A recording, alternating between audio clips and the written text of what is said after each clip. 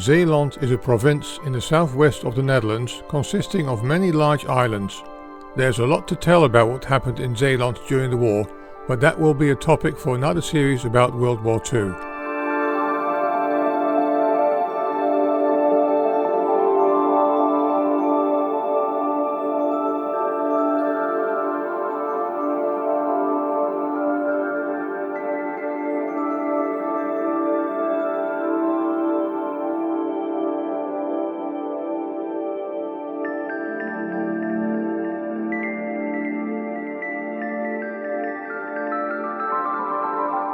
Main towns like Middelburg, Vlissingen and Breskens were severely damaged and hardly inhabitable anymore.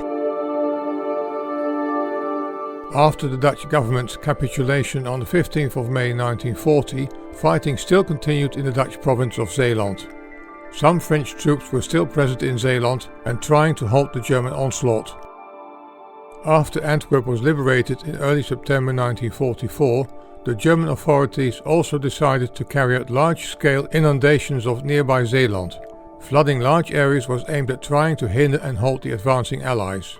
This led to mass evacuations on the island of Schouwen-Duiveland. As many as 3/4 of the population had to leave their homes.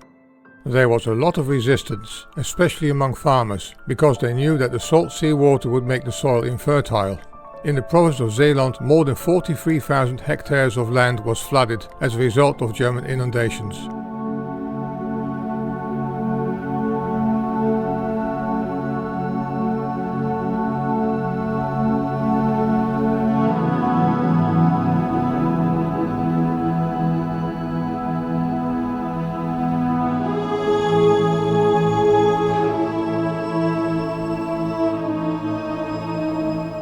However, not only the Germans were responsible for the flooding of Zeeland, but also the Allies. On the 3rd of October 1944, the RAF bombed the dikes around Walcheren from 3 directions, thus flooding the entire region. Twice a day, ebb and flood had free game to overflow and retract from the island, thus rapidly raising the groundwater level. It did contribute to the withdrawal of the Germans to higher ground. The many Dutch inhabitants had hardly anywhere to go, and many fled to higher ground in cities like Middelburg. Later on, after Walcheren was captured, the Allies forced the local population to evacuate. About half of them, 27,000 in all, left. It took until 1946 before all dikes were repaired.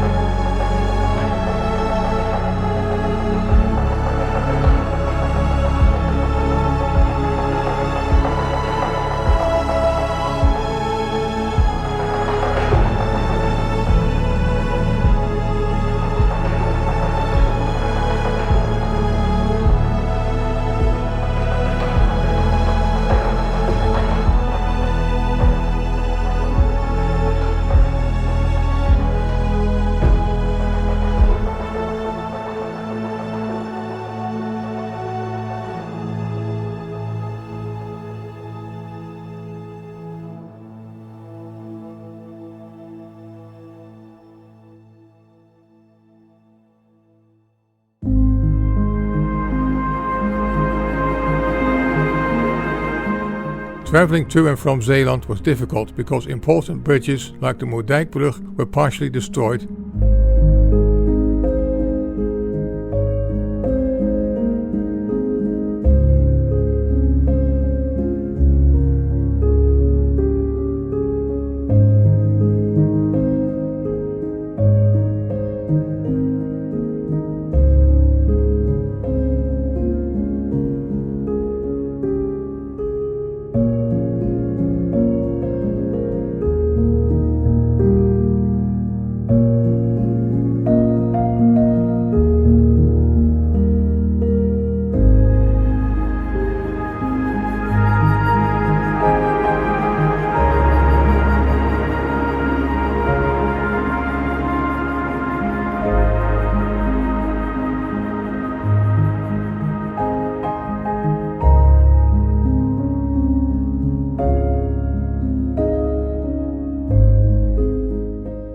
island of Tolen was flooded too, as can be seen here.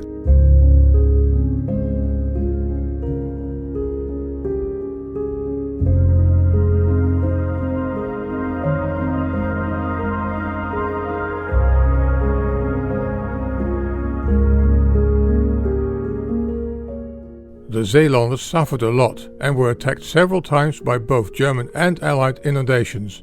The swirling sea water that flowed through the deliberately broken dikes caused a large flow of refugees that continued until after the liberation of the Netherlands.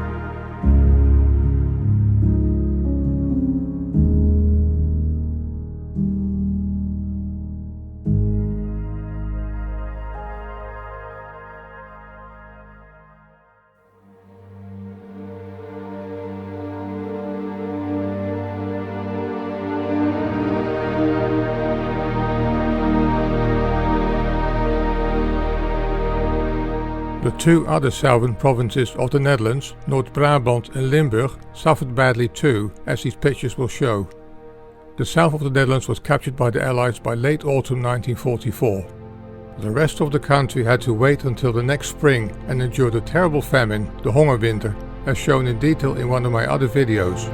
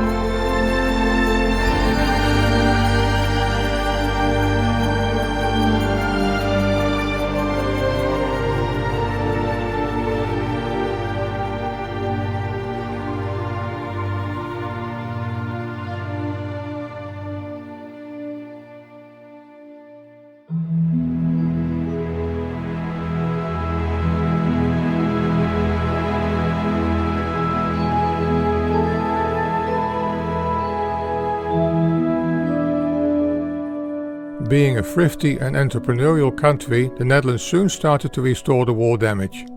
To finish this part 4 of my series, here are some glimpses of these activities.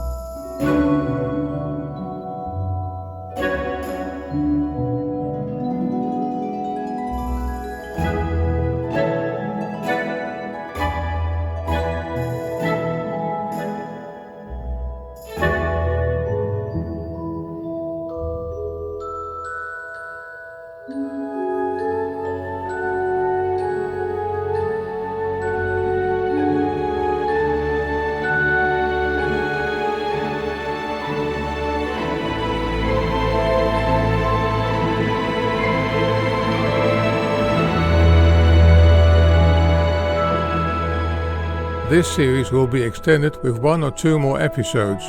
Part 5 will deal with the war destruction of Arnhem and Nijmegen.